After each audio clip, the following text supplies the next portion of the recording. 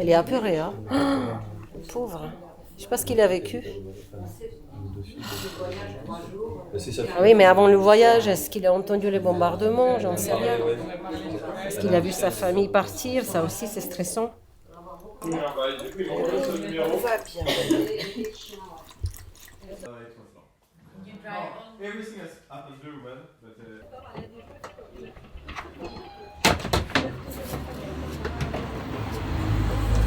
Aujourd'hui, on a pris en charge des animaux, 12 animaux différents, dont une bonne partie vient d'Ukraine et l'autre partie vient de Moldavie.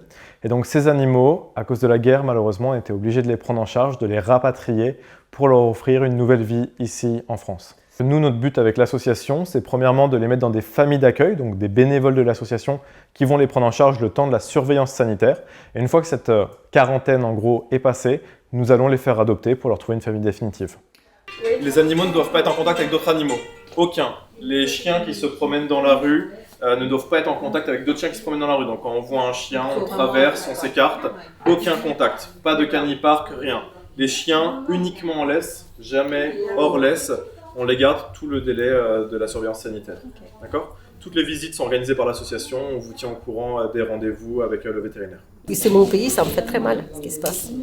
Donc les gens, évidemment, on s'en occupe, mais les animaux, je trouve, ils sont délaissés un petit peu. Donc heureusement qu'il y a les associations qui les prennent en charge. Je me dis, je peux faire quelque chose pour l'Ukraine, pour les animaux de l'Ukraine. Ça me tient à cœur vraiment et j'ai toute la patience pour ça.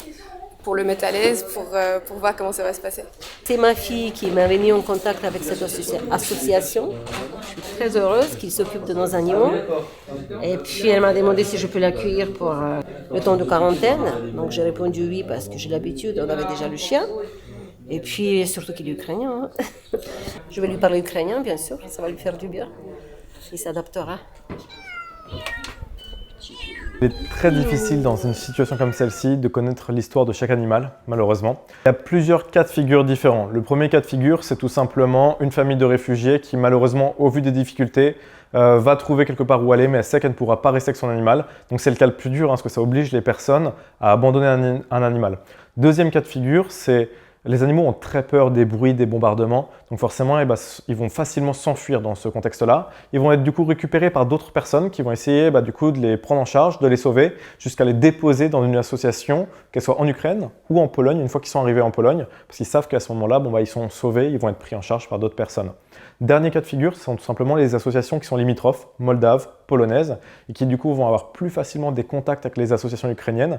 Et du coup, il y a des bénévoles de ces associations ukrainiennes qui vont faire l'aller-retour et à chaque fois passer la frontière pour sortir 2-3 animaux à chaque fois et les placer dans les refuges polonais, moldaves, pour que nous, les associations internationales, on puisse plus facilement aller les chercher.